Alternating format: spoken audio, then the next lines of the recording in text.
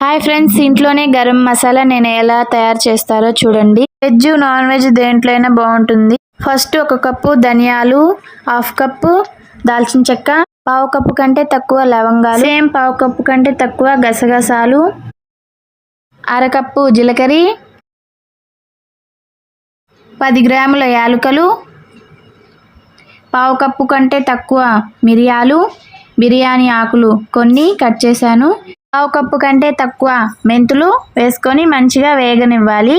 సిమ్లో పెట్టే వేగనివ్వండి. అప్పుడే లోపల నుంచి మంచిగా వేడవుతాయి. లోపల నుంచి మంచిగా వేగితే మిక్సీలో మంచి పొడిగా తయారవుతుంది.